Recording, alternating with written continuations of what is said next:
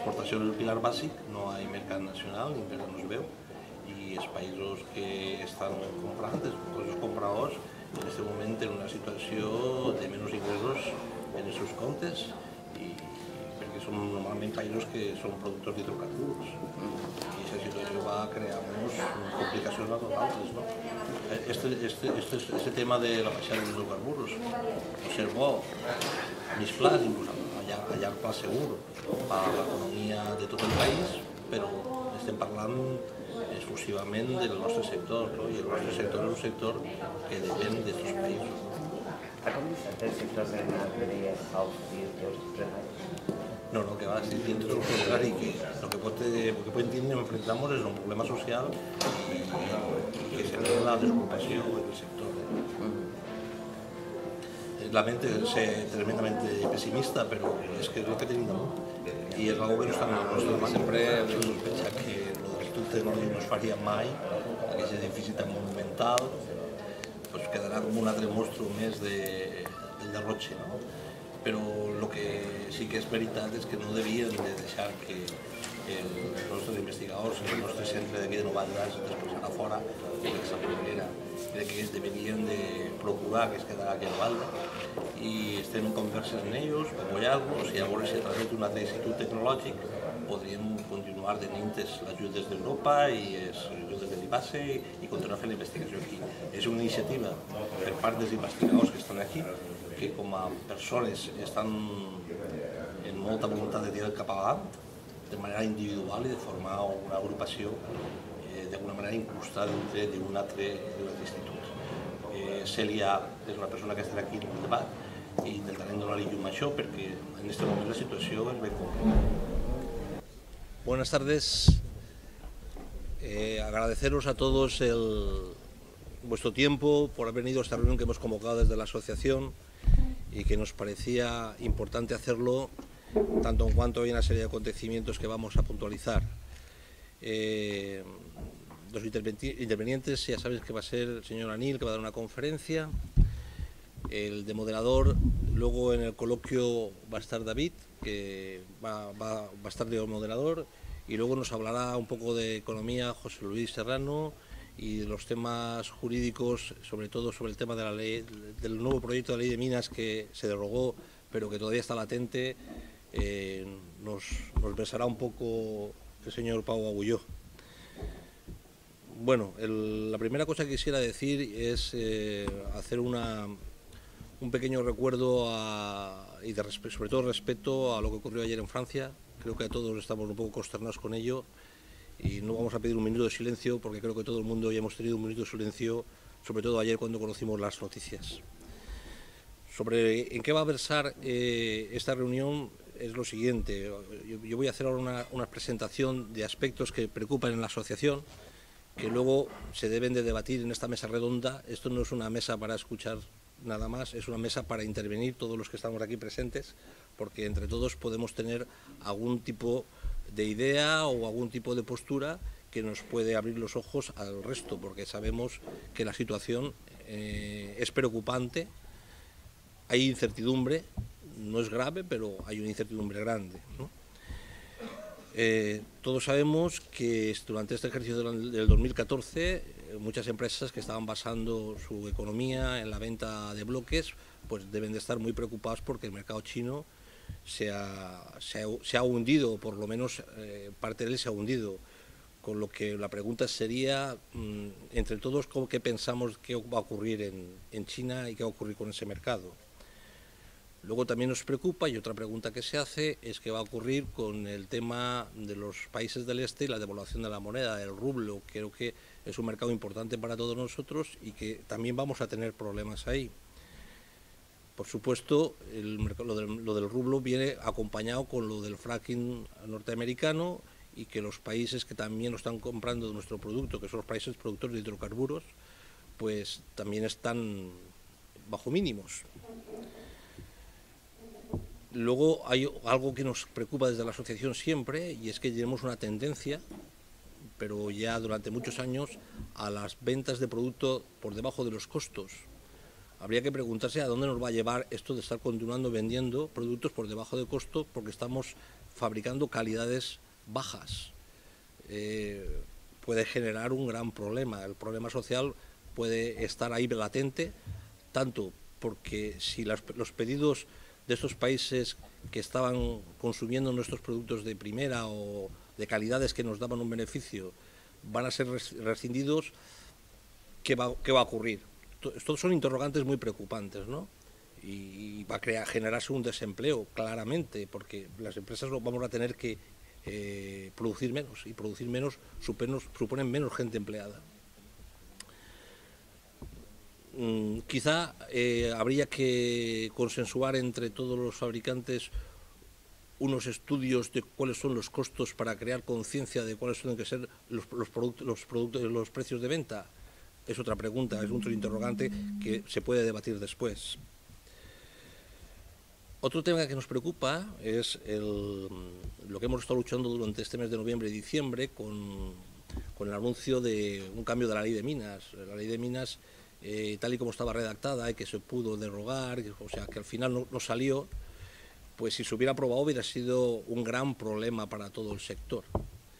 De esto luego nos hablará Pau y creo que tenemos que estar preparados y generar una cabeza visible a través de todo el sector para tener voz en la nueva redacción que de hecho se va a hacer, pero no queremos estar ausentes en esa redacción.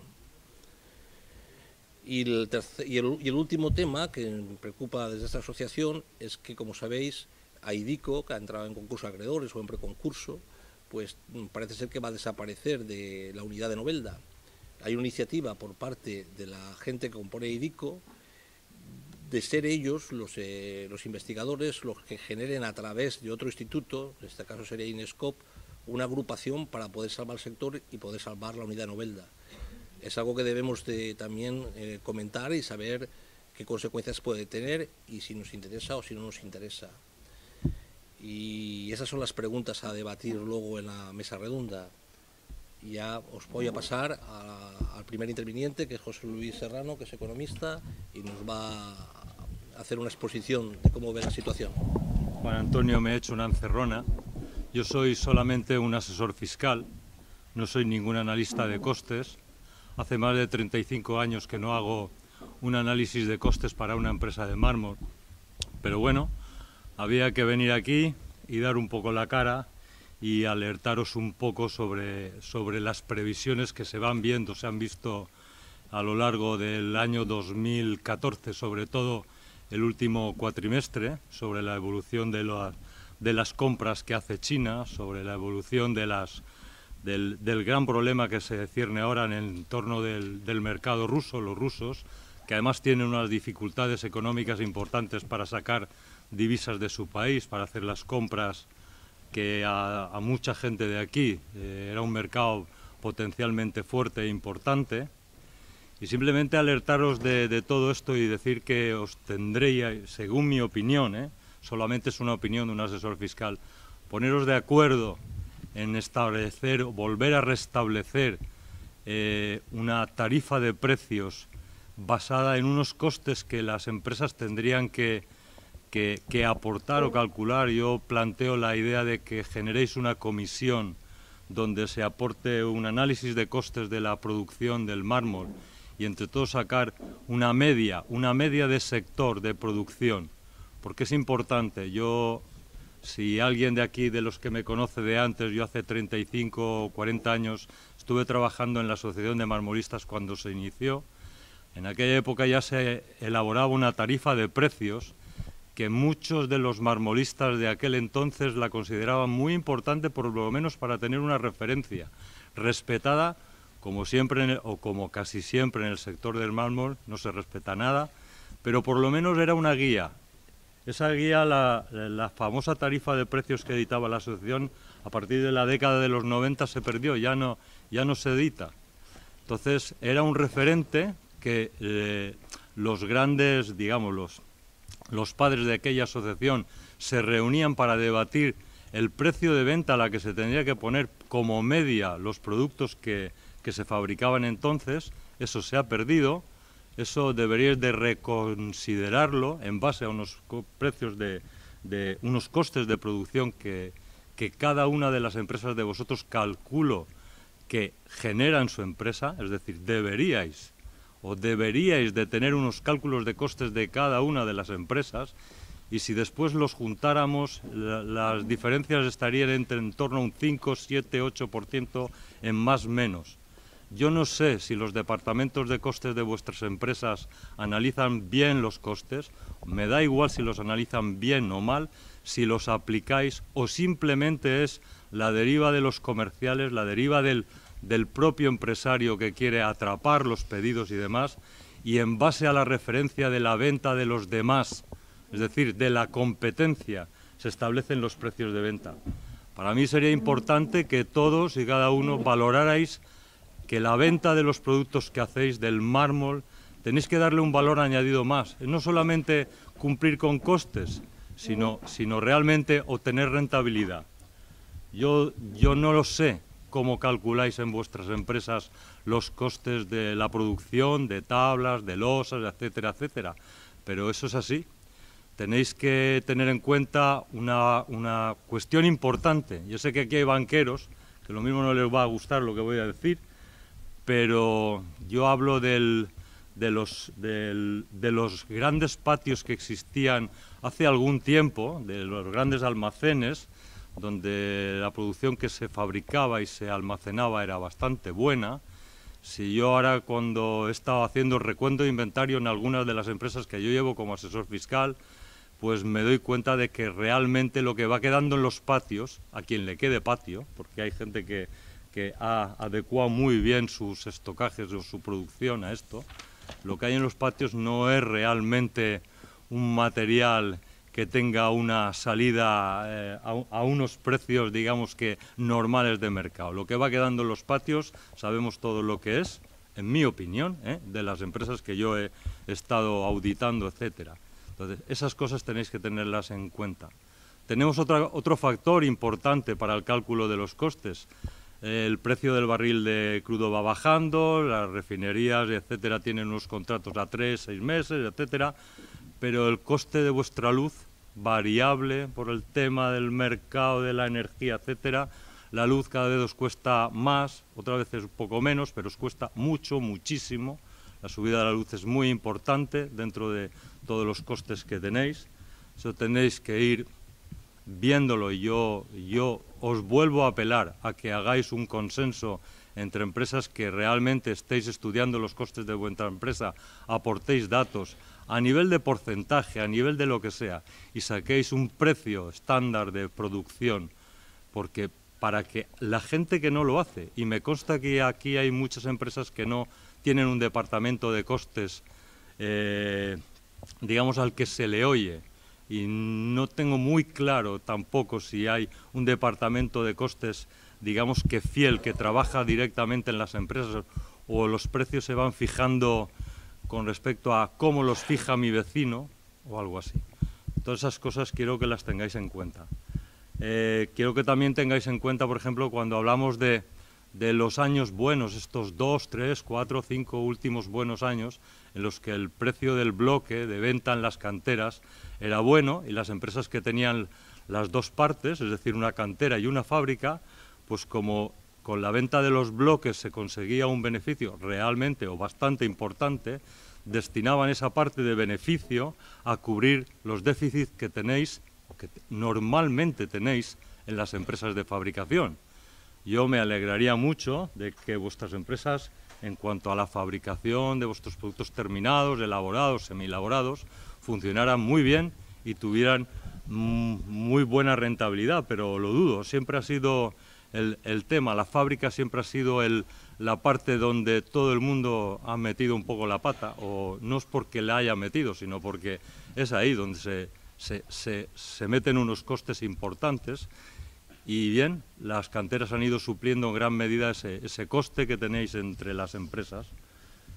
Pues esas cosas tengo que deciros. Yo vuelvo a apelar. Necesitáis una tarifa de precios de venta de referencia basada en unos costes elaborados, unos costes medios de producción, que sepáis todos y que conozcáis, y que lo que os desviéis de ahí es lo que tendréis que corregir en vuestros costes internos de producción. El mercado que viene, pues es un problema importante. Calculamos, por lo último que se ha visto en los últimos 4 meses que yo he visto, por lo menos en las empresas que yo llevo, y es que el volumen de pedidos va bajando, importantemente, va bajando, con lo cual este año se prevé una lucha por conseguir los pedidos, y a mí me gustaría que oyerais a vuestros departamentos de costes más que a vuestros departamentos comerciales, porque los comerciales lo tienen fácil. Si vendo barato, podré vender más. Pero si vendo barato y me bajo de los costes, perderé más.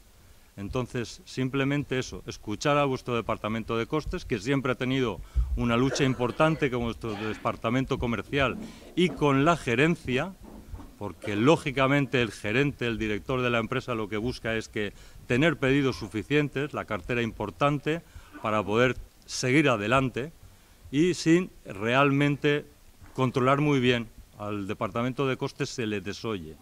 El que lo tenga, porque hay empresas que me consta que lo tienen, pero se vuelven un poco locos y entre todas estas cosas, y tampoco se les oye demasiado. Yo son cosas que tengo que exponer, es mi punto de vista, ojo, no quiere decir que sea ninguna verdad.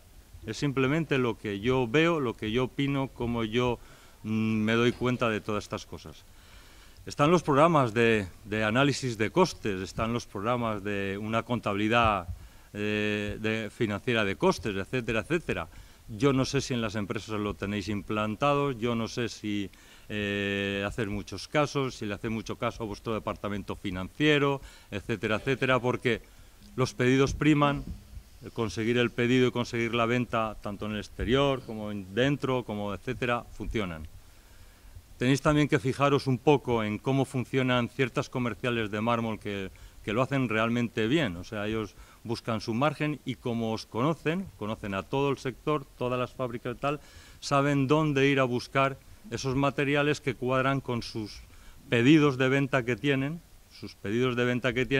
cuadran, cuando encuentran la calidad que les va, que les funciona, pues efectivamente os hacen las compras, normalmente todo el mundo accede y ellos tienen unos precios de venta superiores a los que vosotros normalmente las empresas tenéis. Pues normal, para eso son unas comerciales de mármol cuyo trabajo es ese. Pues está muy bien y ellos también saben dónde buscar esos materiales y dónde hacerlo.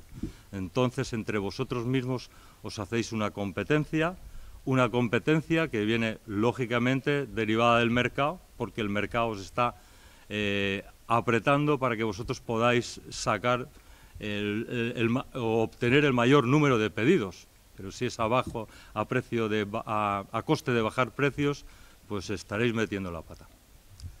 Yo no tengo más cosas que deciros, es una realidad que aunque yo la vea así, estoy seguro de que muchos la veis así. No os digo nada nuevo, pero quiero que reflexionéis sobre eso. Que hagáis caso a vuestro departamento financiero, de costes y contables y de análisis de costes, porque si lo hacen bien o medianamente bien, ya está. Y si no lo hacen bien, no tenéis confianza en ellos o lo que sea, yo propongo que desde la asociación se cree una comisión para que analicéis eso precisamente, aportéis vuestros datos a nivel porcentual, a nivel de todo eso, y establezcáis unos precios de referencia medios, que habrá empresas que los tendrán por debajo, otros por encima, pero medios para saber dónde tenéis que incidir en vuestras empresas.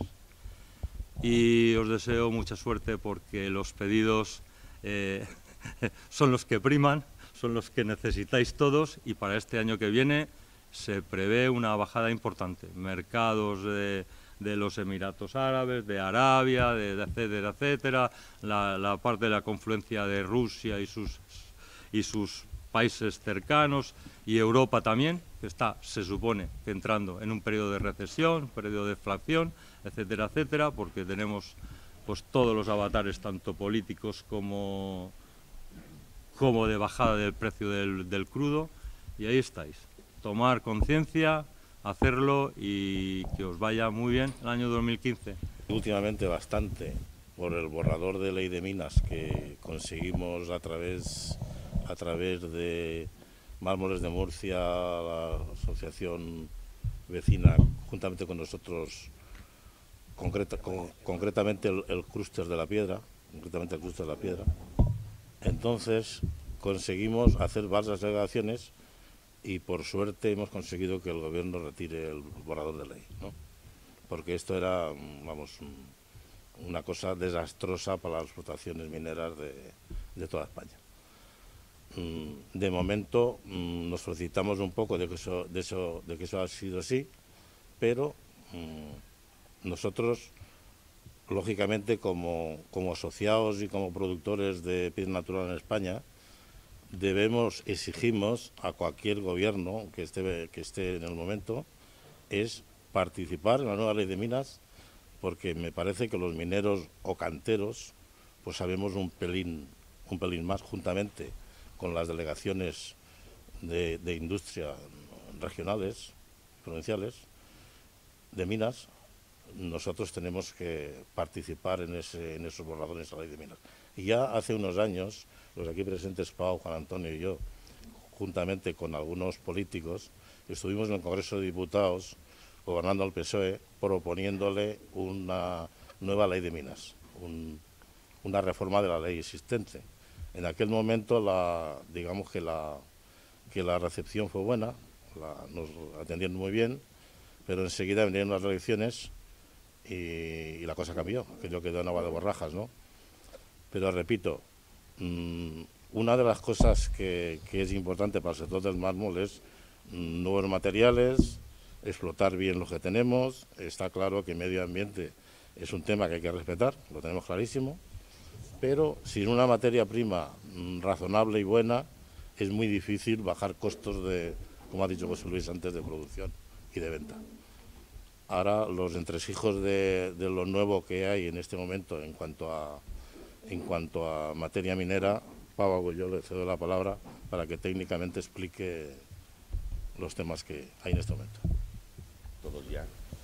Ampliando un poco lo que ha dicho Amador, a finales de noviembre se nos dio traslado por parte de nuestra asociación amiga de Murcia, que a su vez está integrada en Comin Rock, de un proyecto de ley que nadie sabe cómo salió, un anteproyecto por parte del Ministerio de Industria, al cual se dio 48 horas para formular alegaciones. Destacaban dos cuestiones, que era la supresión de las secciones B y D de la Ley de Minas, que pasaban a ser la A y la C.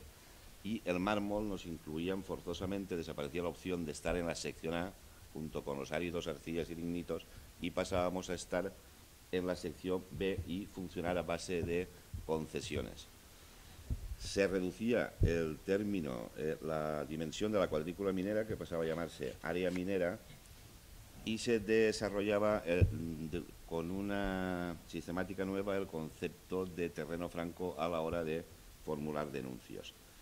Y también, y eso no se ha comentado prácticamente, se imponía un nuevo impuesto sobre el valor de la producción de la cantera, que oscilaba entre el 1 o el 2 en función de ser de la A o de la B. Bueno, ese proyecto, felizmente, se formularon las pertinentes alegaciones y ha sido aparcado por el Gobierno. Pero mucho nos tememos que va a volver a resucitar, pues que nosotros conozcamos viene a ser el 10 o el 11 proyecto de modificación de la Ley de Minas, que es la única gran ley sectorial administrativa que queda sin desarrollar de antes de la Constitución. Entonces, habiendo quedado sin objeto del debate, sí que quería aprovechar para daros información acerca de una norma que nos parece mucho más importante en este momento para nosotros que la minera, puesto que la eficacia administrativa al final es un coste más para las empresas. Cuando la administración no funciona, las empresas tienen problemas.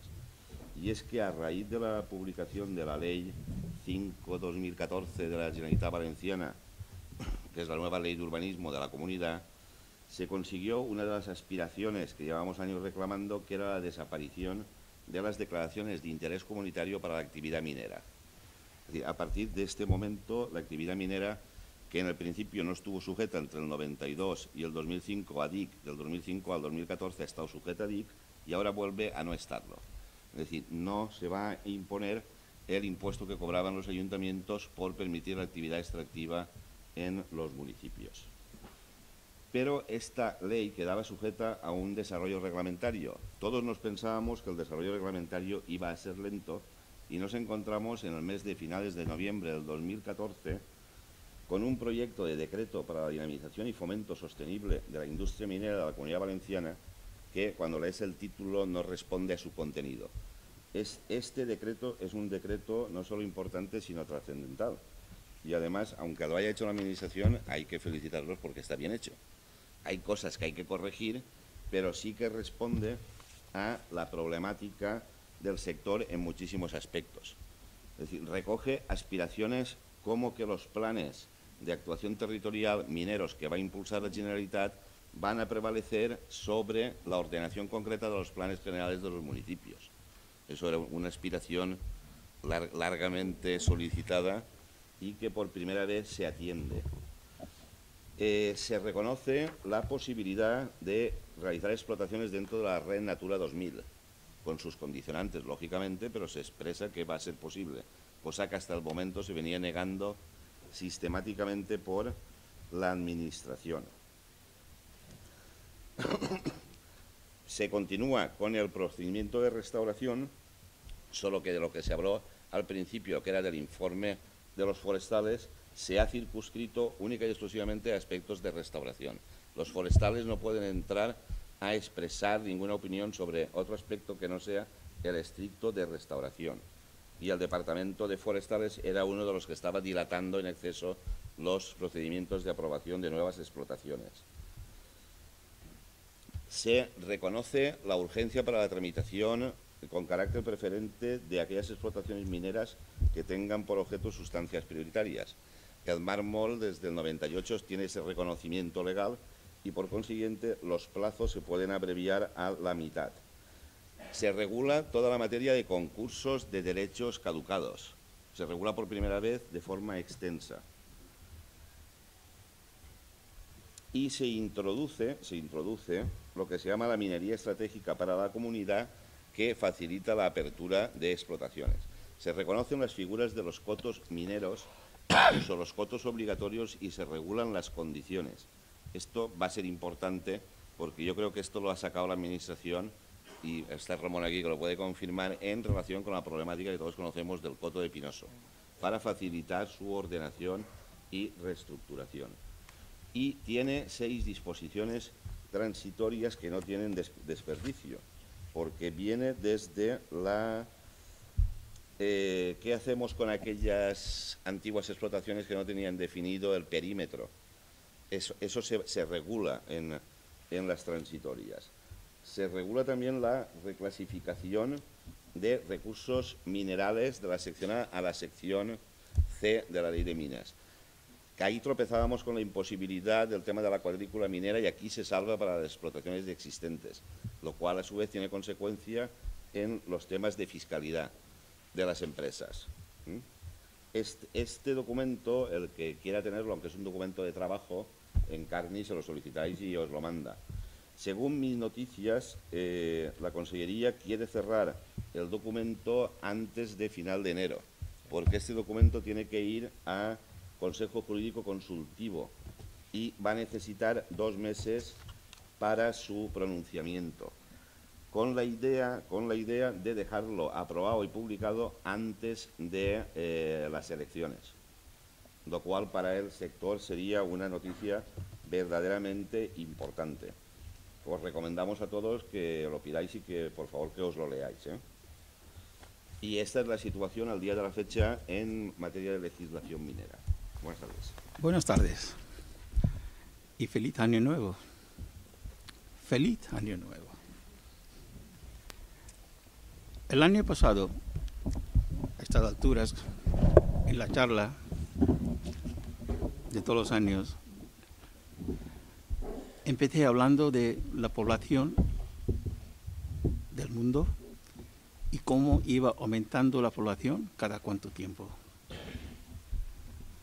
Este año voy a empezar con algo aún más antiguo. Voy a empezar con la formación de la Tierra, de nuestro planeta. ¿Sabía que la Tierra se formó. La Tierra se formó hace 4.700 millones de años. Este planeta. Que quede en la mente todo esto. Las primeras piedras empezaron a formarse hace 3.800 millones de años. 3.800 millones de años es cuando las primeras piedras empezaron a formarse.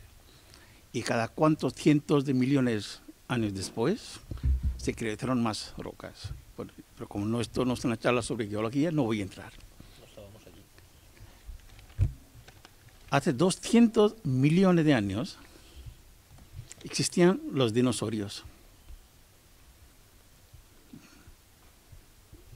Los primeros Homo sapiens empezaron en la Tierra hace 200.000 años. Y la primera construcción del ser humano, importante, las pirámides, lo hicieron solo hace 4.000 años, 4.500 años. Pero sepa usted esto, la piedra natural empezó a formarse hace 3.800 millones de años. Recordar esto, la próxima vez que un comprador entra en su oficina y quiere hablar de precios, quiero que estéis conscientes de lo que tenéis entre manos. Esto no es cemento. Esto no es cerámica en producto industrial. Esto ni es madera, que a lo mejor tiene un árbol 100, 200 años. Antes de todo, antes de empezar la batalla del año el próximo lunes, reflexionar un poco. ¿En qué negocio estás? ¿Qué es lo que tienes entre manos? Asumirlo. Porque es importante, hasta que no tengáis asumido en qué negocio estáis, qué es lo que tenéis entre manos, nunca vais a comprender cómo hacer su negocio, por muchos costes de producción que estudiáis. ¿Alguna vez habéis estado en el Vaticano? ¿O el Palacio de Versalles? ¿O los templos de piedra en la India construidos hace 1000 años? Yo sí. He visto una variedad de piedras impresionantes. Y he quedado maravillado. Pero yo hice algo más. Pregunté a los pedreros, al marmolista del Vaticano, al marmolista que hacía el trabajo de renovación de Versalles. Oye, ¿dónde están las piedras? ¿Dónde están las canteras? ¿Y sabes qué dijeron? Muchas de estas piedras ya están agotadas. Ni existen. Algunas canteras sí, pequeñas, pero solamente se puede abrir para trabajos de restauración de estos edificios históricos. ¿Qué quiere decir? Primero que sepáis qué es lo que tenéis entre manos, porque no lo sabéis. Segunda cosa, este producto de 3.000 millones o no sé cuántos, 2.000 millones de años según la formación de la piedra de la cantera, aparte de esto es un producto finito. No es un producto infinito. No es como cerámica, no es como otros productos que se puede producir la cantidad que quieras comprando más máquinas. No, no. Es un producto que algún día va a agotar. Agotamiento. Vamos a hablar de otra cosa. Y me voy a repetir ahora la introducción del año pasado, para que captéis aún mejor el concepto de agotamiento de la materia prima de que os da vivir. En 1800, la población mundial llegó a una cifra de 1.000 millones, para la primera vez en la historia de la humanidad. En 1930, solo 130 años después, la población llegó a la cifra de 2.000 millones. En 1959, solo 29 años después, 3.000 millones. Y 15 años después, en 1974, 4.000 millones. En 1987, 5.000 millones. Y cuando llegamos al siglo IX, ya habíamos superado 6.000. Y ahora estamos en 7.200 millones de habitantes. Fíjate lo que se ha construido en este mundo hasta el siglo pasado. Y fíjate lo que queda por construir. En este mundo, en nuestra tierra, hay 3.900 millones de personas, unos 55-60% de la población mundial, que viven en las ciudades. Según el último informe de las Naciones Unidas, en los próximos 15 años, solo en los próximos 35 años, 2.500 millones de personas más van a moverse desde de los pueblos hasta las ciudades. 70 millones de personas más que ahora viven en el campo empezarán a mover en las ciudades. ¿Puedes imaginar la cantidad de construcción que va a haber en las próximas 3 décadas?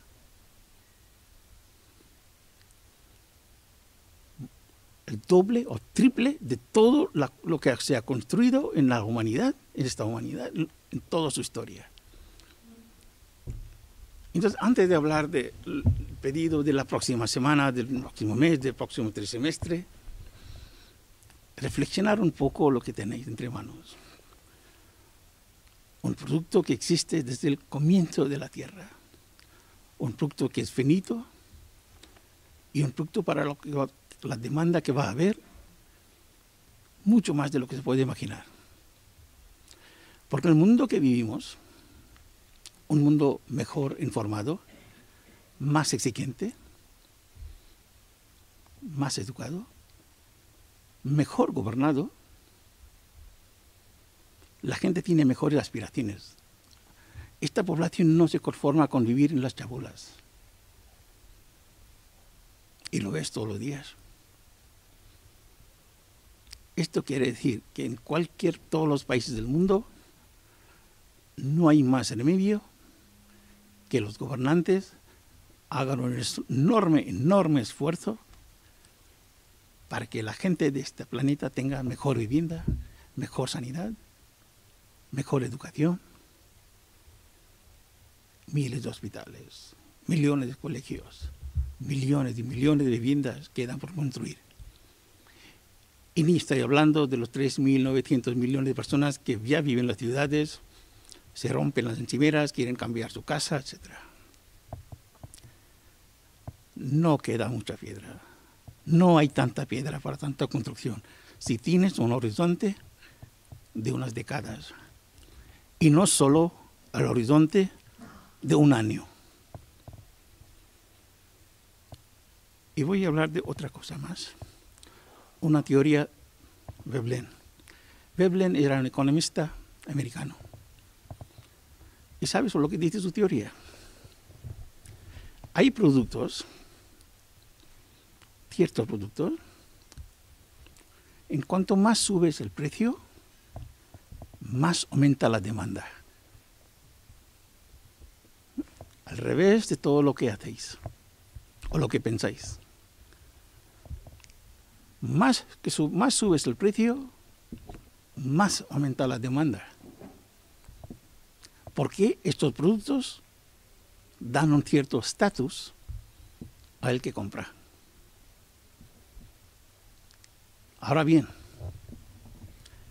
este sector en todo el mundo ha hecho prácticamente nada para crear una marca de ser un producto de lujo. Pero qué suerte tenemos. Qué suerte tenemos. En todas las culturas, en todo el mundo, en todos los continentes, una persona normal de la calle cuando piensa de piedra, piensa, oh, esto es lujoso, esto es muy caro, esto no es accesible. Fíjate la ventaja que tenemos. Una ventaja que si supiéramos aprovecharlo un poco, pero muy poco, y dentro de una imagen positiva del producto en sí mismo, la imagen de España, que pues, digan lo que digan algunos, os puedo asegurar una cosa. La imagen marca España es tremendamente positiva en todo el mundo. No es España, para mí, ahí se puede debatir.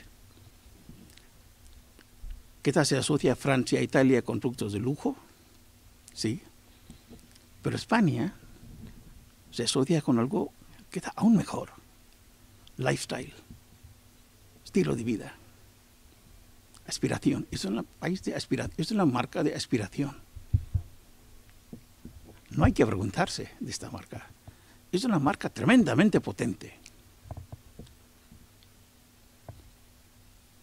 Pues si fuéramos capaces de vincular todos estos conceptos, puede estar seguro que estaríamos hablando de otra cosa hoy. Pero volvemos a la realidad de la próxima semana, cuando todos nosotros entramos en la batalla diaria. Ayudará mucho, estoy seguro, si recordáis estas palabras la próxima semana también, y si sois capaces de transmitirlas a los clientes que vienen o a los compradores que vais a visitar en cualquier país del mundo. Estos días se habla mucho de petróleo, cómo ha bajado por 50%, cómo se ha hundido Oriente Medio, bla, bla, bla. Un dato. En 2009, el precio del petróleo era $40. ¿Sabía esto? Hace 4 meses era 110. Incluso los expertos en el mundo del petróleo no se atreven a poner el precio del petróleo, lo que va a ser el próximo año. Sí, los americanos han inventado esta nueva tecnología, los fracking, que permite sacar petróleo y gas de una profundidad que antes no era viable, ahora sí, que hay un exceso de producción, efectivamente, sobre la oferta, porque la economía global es un poco débil, sí. Pero oye, el precio hoy no significa el mismo precio que será mañana. Porque con este precio ya están entrando muchos petróleos, ya hay muchos centros que están empezando a reducir su producción. ¿Qué va a ser el próximo mes o dentro de 6 meses? No lo sé. No tengo la más mínima idea. Pero todos los expertos, porque esta semana estoy leyendo, viendo, escuchando los canales financieros, la gente en este momento apuestan por $70, $80 a final de año, lo que sea. Bien, entonces, efectivamente, cuando el precio baja por tanto en poco tiempo, hay una ruptura con la estabilidad económica. Evidentemente, los países productores de petróleo sufren, porque la realidad es tal que los países que producen energía, normalmente su economía está basada solamente en energía, no tiene una economía diversificada como podría tener los Estados Unidos. Y cuando los ingresos de estos países bajan en un periodo corto de 3 meses, por 30, 40, 50%, fíjate el déficit que van a tener. Pero ahora hablamos uno por uno de los países del mundo árabe, países del Golfo Pérsico y otros países productores. Y después voy a entrar en los países de consumidores. Si alguien pierde, otro gana. Pero empezamos por países del Golfo Pérsico. Primero por el pequeño país, Qatar. Solo 300.000 habitantes. Mira, hace 5 años, cuando terminaron de funcionar, cuando empezaron a funcionar los terminales para la producción de gas, el Emirato tenía un superávit de $200 millones al día. 200 millones de dólares del día es lo que disponía el emir del Qatar. Hoy no sé, a lo mejor es la mitad, no lo sé. Ya tiene concedido el Mundial de Fútbol en 2022. Pero ahora, hace menos de 3 meses, les han concedido el Mundial de Atletismo de 2019. Por lo tanto, no es que baje la construcción. Tiene que adelantar las obras para que terminen, para que estén preparados antes de 2019. Dubái. 3% de los ingresos vienen de petróleo. Solo 3%. El resto, bueno, tiene su línea de aéreos de Emirates, tiene un turismo, es un centro logístico, es un centro financiero y tiene un gran sector inmobiliario donde los rusos y los árabes ricos compran la segunda o tercera vivienda. El jeque de Maktoum sigue teniendo sus planes, él no ha frenado. Algo va a bajar, porque ya no vendrán tantos rusos ni tantos árabes para comprar las viviendas de $1 millón, $2 millones. Por lo tanto, es posible que haya una pequeña reducción en el sector inmobiliario. Pero no habrá colapso. Abu Dhabi, casi igual que Qatar. Van a ser más cautelosos a la hora de sacar obras grandes, pero seguirán haciendo sus cosas. Arabia Saudita, otra cosa. Son 30 millones de habitantes. Casi no tiene más que petróleo, tiene otra cosa, pero es poca cosa. Hace unos días solo, el gobierno anunció los planes para este año.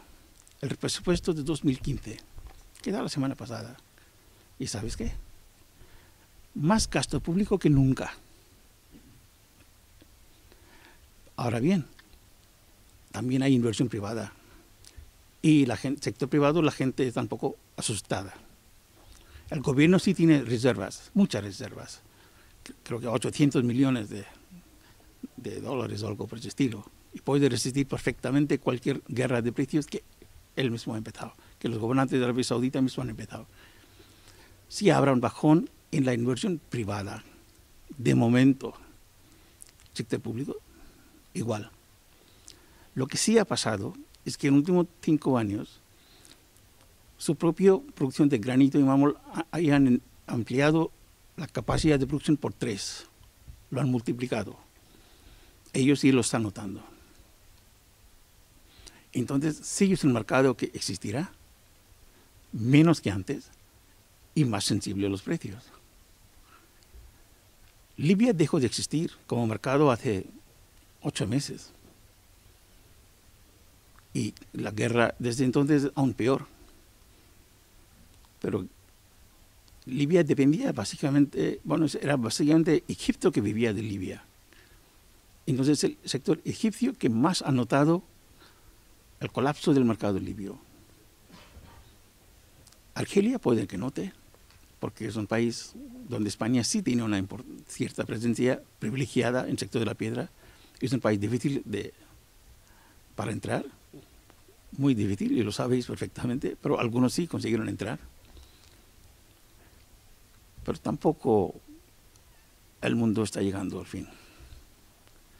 ¿Y Rusia se nota? Sí, Rusia sí va a tener un par de años muy complicados. Hace 4 o 5 años crecía por 6-7% al año, una clase media pujante, un poder de consumo bastante alto, centros comerciales, oficinas, todo lo que quieras, en todas las ciudades, no solamente en las grandes ciudades, pero en las ciudades de energía. Y este año sí va a tenerlo difícil, muy difícil. El mercado posiblemente va a ser 0 o muy poco. Pero Rusia sigue siendo un país de energía y de materias primas. no piense que va a quebrar. Porque si el crecimiento económico ha bajado un poco,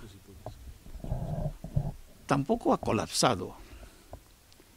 Hoy están bajo, sí, mañana puede subir otra vez. Empezamos en otra zona, Estados Unidos. Mira, Estados Unidos ya empezó a recuperar desde hace 2 años. Y ahora está creciendo con aún más fuerza que antes. Es un país que produce más petróleo ahora que Arabia Saudita. Por el bajón de precios sí lo van a notar estados como Texas, como South Dakota, donde se saca el petróleo. Otro día salió unos cálculos de un economista que decía que este bajón de petróleo es como cada consumidor americano tiene una rebaja fiscal de 2%. Esto cuando el precio del petróleo era 60 o 70. Bueno, ahora aún más. Esto quiere decir que ahora, este año, ya estaban el año pasado en los estudios de arquitectura, planes para museos, iglesias, oficinas, que ya van a salir este año. Ahora van a ser un crecimiento económico aún más sólido que el año pasado. Y con tanta obsesión por China que hemos tenido en los últimos años y por países del Golfo Pérsico, nos hemos olvidado de Estados Unidos. Sigue siendo, según algunos cálculos, la economía más grande del mundo, de 17 mil millones de dólares. Sigue siendo un importante motor de la economía mundial. Esto va a estar en todo gas. Ahora, hay un problema. No compra bloques. Pero cuando he dicho yo, y cuando habéis pensado yo, que el único negocio que existía era venta de bloques. Ahora, el americano tiene otro déficit. No te da las garantías. La garantía de cobro que tenéis o teníais antes en el resto del mundo. Pero esto también es cuestión de conocer el cliente. Esto es la mentalidad de una persona que sienta en la oficina, que está mirando de la ventana y que entra una persona X y digo, quiero comprar esto y te doy el dinero. Pero si conocéis el cliente, conocer el cliente es conocer el cliente de su cliente, qué tipo de mentalidad es, cómo trabaja, qué profesionalidad tiene, cómo mueve el dinero, cómo gestiona su empresa, qué fama tiene entre sus proveedores. Conocer el cliente es mucho más que tomar unas copas con él y darle un buen jamón. No. Si conocéis el cliente y si sabéis intercambiar opiniones con otra gente, que no son necesariamente sus competidores, pero otros proveedores de otros países, sabréis a quién hay que vender y a quién no. A lo mejor algunos tendrán que abrir sus propios almacenes. Bueno, puede ser. Yo no digo cuál es el planteamiento idóneo para cada empresa. Pero yo lo que digo es que Estados Unidos en 2015 ya es como era en 2007, con una diferencia. Con una enorme diferencia. Esto se llama los productos de imitación. Los productos de imitación, como pedreros, nosotros no tenemos que caer en la trampa de llamarles porcelanato, cerámica, aglomerados, X, darle piedra, engineered stone, o lo que queráis. Para nosotros, que tratamos con el producto original, todo lo demás, que es un producto industrial, es imitación. Porque el 95% de todo lo que fabrican estos productos industriales son no más que unas imitaciones de la piedra, estéticamente hablando. Técnicamente pueden tener las características que tiene, y alguna vez es superior a la piedra. Y sí tiene sus ventajas funcionales. Pero son, al fin y al cabo, imitaciones. Y ahí tenemos que quitarnos. Tenemos que colocarles en el casillo de imitaciones, el resto. ¿Sabes cuánto se produce, cuánta piedra se produce en el mundo? Nadie lo sabe, evidentemente. Pero con algunos cálculos que hemos hecho, creo que la piedra natural tiene una producción anual de entre 800 millones de metros cuadrados al año, entre 800 y 1.000 millones de metros cuadrados al año. ¿Y sabes cuánto se produce de las imitaciones? Las imitaciones son 12.000 millones de metros cuadrados al año. Quiere decir que las imitaciones son unos entre 10 y 15 veces más que lo original. Entonces hemos dejado que las imitaciones muchas veces, incluso a un precio más alto que lo original, que lo nuestro, cojan una cuota de mercado importante. Hace un mes tuve la oportunidad de hablar con un importador americano importante y le pregunté qué porcentaje de su negocio es en piedra natural y qué porcentaje es en las imitaciones. ¿Qué imitaciones? Le dije, oye, ¿no eres pedrero? ¿No empezaste como pedrero? Y ahora está trabajando con otros materiales también. Me dijo, como mínimo 30%. Uno que antes, hace 15, 20 años, trabajaba 100% con piedra natural, hoy, como promedio, trabaja con 70% con piedra natural y 30% con piedra artificial o imitaciones. Y algunos aún más. 60 o 70% es piedra de imitación y 30 o 40 es piedra natural. Y ahí es nuestra mayor amenaza. No el bajón del mercado, no el colapso por ahí. Ahí es nuestra amenaza, que no hemos sabido afrontarla.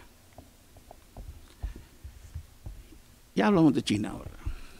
Pues China tuvo, y ahora sabemos, siempre se sabe las cosas, se analiza las cosas mejor después del acontecimiento. Ya sabemos que China ha pasado lo que pasó en España. Tuvo un crecimiento no sostenible. No se notaba en la época de gloria, hasta hace 2 años. Pero bien, los que han aprovechado de este boom insostenible de China, les tocaba una lotería todos los años, todos los días. Cada vez que venía un chino era una lotería. No eran grandes empresarios por haber vendido tanto a China. Simplemente os ha tocado una lotería. Pero algún día no te tocó la lotería. Algún día empieza la realidad. Y la realidad ahora es que China por fin está en un camino, ha cogido un camino de crecimiento sostenible. ¿Qué quiere decir? Tampoco soy experto en este tema, pero en 2 minutos le explico. China, cuando crecía 12% al año, tuvo su crecimiento basado en inversión. Hay 10 plantas de acero, aunque la demanda sea de 8, construye 10 más, 10 plantas más. Sobra capacidad, pero fabrica, pero estás construyendo 10 plantas de acero más. Bueno, en el plazo corto aumenta el PIB del país, pero algún día cae. Ahora bien, hay una cifra que salió hace un par de años y hace un año, después no ha vuelto a salir, que en China había 50 millones de pisos construidos y sin vender. Bueno, vamos a poner las cosas en perspectiva. China tiene una población que es 30 veces más que España. Por lo tanto, 50 millones dividido por 30, aproximadamente 1,5 millones de pisos construidos y sin vender en términos equivalentes a España. España en 2008 tenía aproximadamente 700, 800 mil viviendas construidas y sin vender. En términos vulgares, la burbuja china es doble de lo que fue la burbuja en España. Pero China tiene un proceso de urbanización que España ya no lo tiene porque ya está estabilizado. Así que la construcción seguirá. Algunas viviendas ahí están. La previsión de todos en este momento es: este año no va a recuperar, porque ahora el modelo que está eligiendo el país es basado en consumo interno y no en la economía de servicios, no solo en las inversiones. Hace 4 días han dicho, algunos están especulando, que China está a punto de anunciar un gran plan de infraestructura, un gran estímulo fiscal. Es una cantidad bestial. Pero también deja muy claro que esta vez van a invertir más en carreteras, en metros, en ferrocarriles. No es que la vivienda no se va a construir, porque también muchas de las viviendas que se han construido en los últimos 20 años en las grandes ciudades como Beijing y Shanghái han sido de una calidad muy pobre, una calidad mala. Y estas viviendas hay que derrocarlas, porque también están ubicadas en las zonas buenas. Pero en este momento no hay tanto dinero. Antes sobraba dinero. Era una inyección de liquidez tremenda en 2009. Siempre se ha hablado del estímulo fiscal de Estados Unidos. La gente no ha comentado mucho del estímulo fiscal de China, lo que salvó el mundo en aquel momento. Era aún más grande que la americana. Y de que se han aprovechado mucho los canteros de todo el mundo. China seguirá siendo mercado, pero no tanto como antes. Y quizá no en la forma que fue antes. ¿Qué forma va a adquirir? Tardaremos tiempo en dárselo. Tardaremos tiempo en saberlo. Un par de años más, puede serlo. Pero no cuente que China ha desaparecido. Y después hay media China. Media China es el resto de Asia. Japón, Taiwán, Tailandia, Filipinas, Camboya, Laos, Indonesia, Malasia, Singapur. Son 600 millones de habitantes. Esta gente, casi toda la piedra que compraban eran de China. Piedra que vosotros suministrabais en forma de bloques, no solamente vosotros, los turcos, los egipcios, los indios, los brasileños, los italianos, lo elaboraron los chinos y lo vendían en estos países. Bueno, es una oportunidad que va abriendo poco a poco para el resto del mundo. Y sigue teniendo esta media China, el resto de Asia, un crecimiento más que promedio que el resto del planeta. India es otro país que podía haber sido un China, pero un país con proteccionismo que China no tuvo. ¿Seguirá el proteccionismo? No lo sé. Pero os doy un dato. Porque en las últimas semanas, los últimos meses, algunos de vosotros habéis estado quejándose que los importadores indios no tienen licencias. Pues hoy mismo se han concedido licencias a muchas empresas de importación. Entonces, lo más probable es que dentro de unos días, si no unas semanas, algunos de los importadores indios empezarán a aparecer por aquí otra vez. Y después queda Europa. Hace 3 o 4 meses, el Fondo Monetario Internacional, en su informe, dijo que había 40% de riesgo de que toda Europa iba a caer en una recesión. Lo llaman. Bueno, Europa es grande. Son 450 millones de habitantes. Yo no sé qué va a pasar. Pero creo que todos podemos estar de seguro de 2 cosas. Uno, Europa es netamente importador de petróleo. Entonces sale ganando. Lo que pasa es, al contrario que Estados Unidos, donde los impuestos sobre petróleo son bajos, en Europa los impuestos son muy altos. Por lo tanto, el consumidor final tardará tiempo en notar los beneficios, las ventajas de este precio. Y después hay otra cosa más. El estímulo fiscal de que se habla tanto. Si las cosas ponen mal, puedes estar seguro que Draghi va a imprimir billetes como nunca, como lo hicieron los americanos. Aquí lo hicieron, pero a medias. Entonces, sí, es preocupante, más por los partidos extremistas en toda Europa, pero precisamente porque hay riesgo de que partidos extremistas pueden tomar poder y romper el proyecto europeo. Yo creo, pero es perfectamente opinable, que probablemente nadie va a hacer caso a lo que diga Merkel. Estamos en un año de elecciones en muchos países. Creo que esa austeridad se acabó. Si hay austeridades, va a existir solamente en palabras. Y creo que en cada país va a haber aumento de gasto público. Porque encima de todo, creo, y a mí me gustaría creer, y todos vosotros también, que quieren salvar el proyecto europeo. Todos. Y dentro de la Unión Europea, Inglaterra ya ha salido de la recesión. Casi 50% de lo que se ha construido en Inglaterra lleva más de 100 años. Es un país que tiene sus 60 millones de gente con poder adquisitivo alto.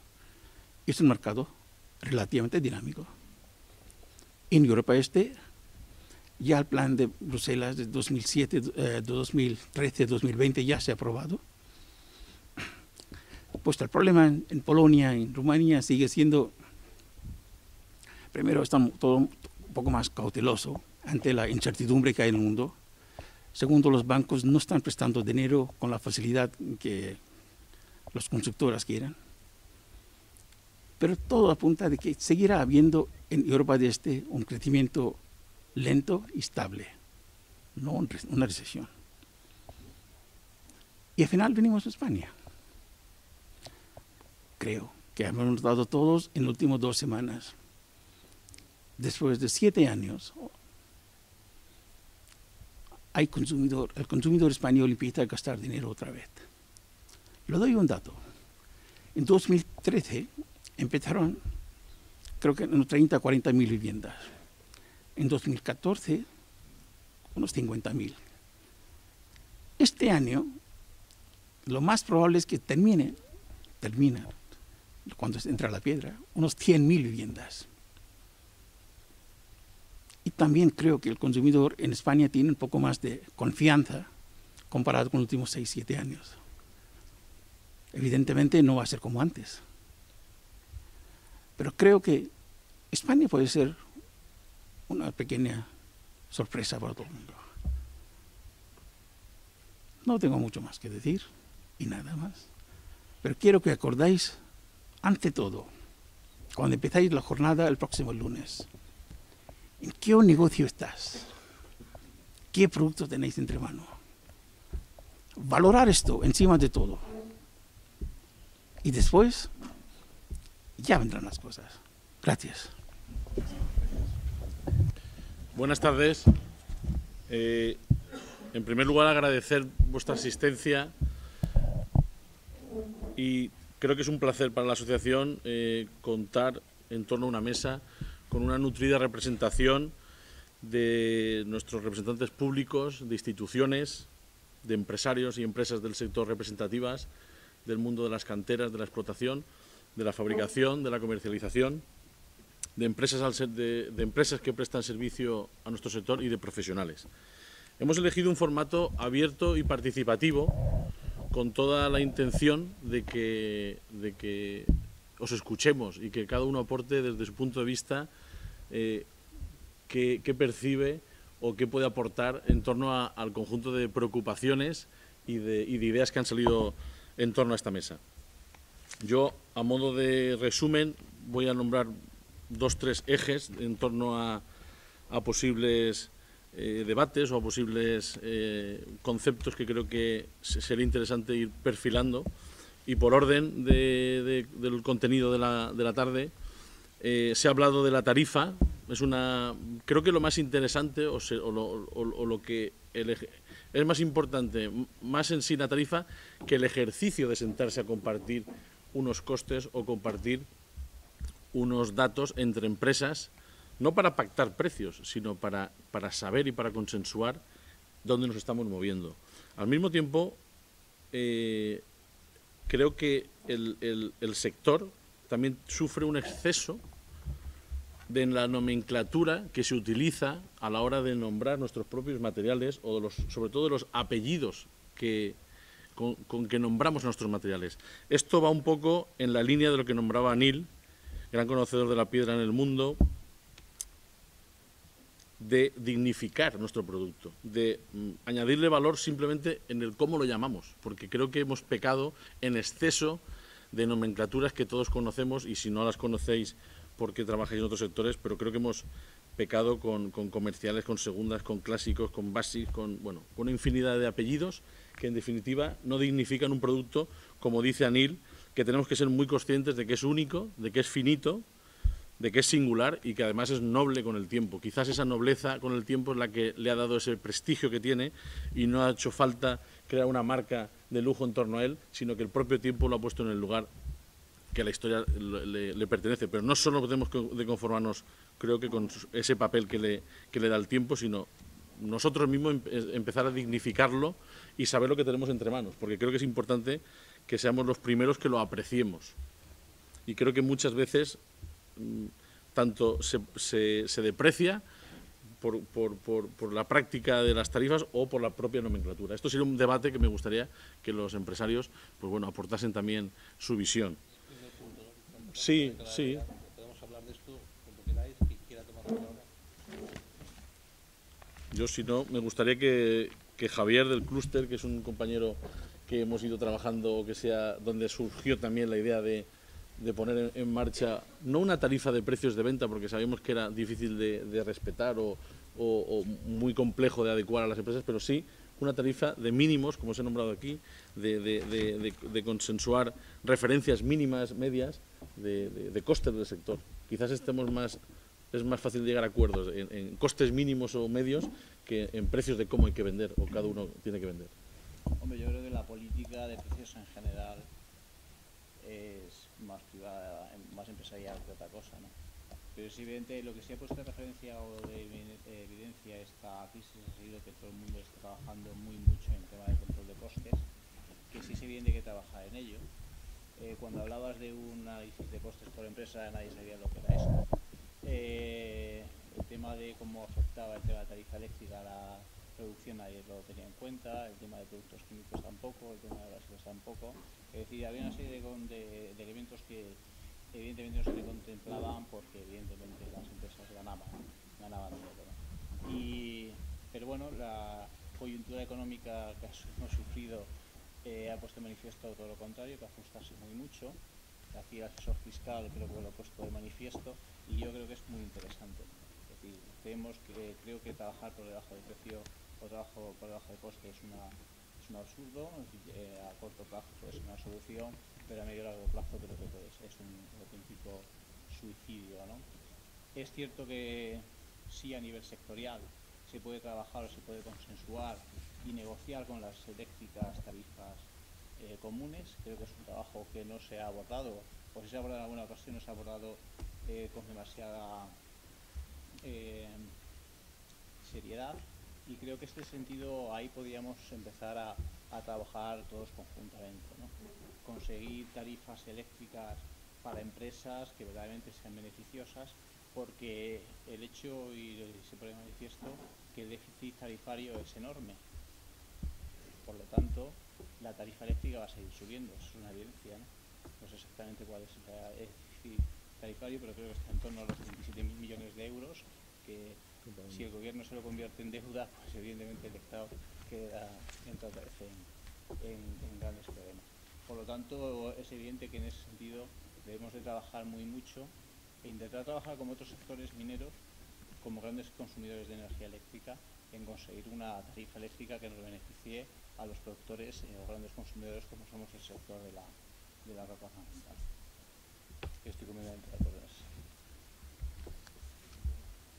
Más aportaciones y